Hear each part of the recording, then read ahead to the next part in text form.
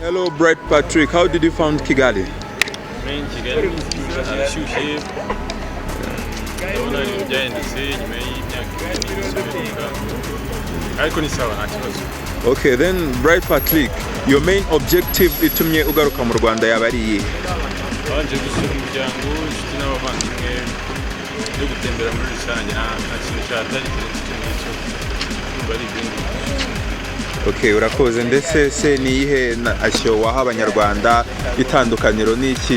Gira nk'icyo babwira muri rusange abanyarwanda bagukurikiye muri akanya. Abanyarwanda babwira ko nubwo ufite igihe gito ariko hari ibintu bateganyije byiza baciye mu muziki n'ubundi kandi tuzasharinga hagati yanjye nabo birayishumisha nanjye bakuriho ubundi kuba ari ibyo kandi babitegereze amatsiko menshi.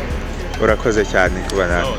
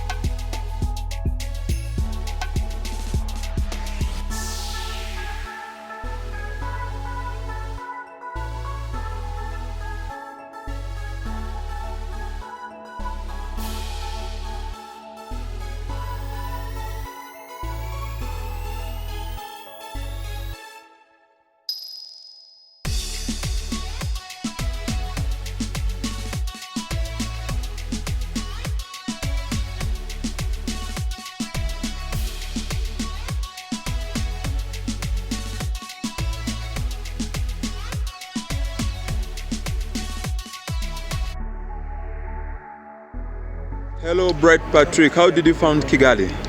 Main Kigali harashyushye ndabona ibintu byahindutse nyuma y'imyaka ibiri n'isubiruka ariko ni sawa nta kibazo.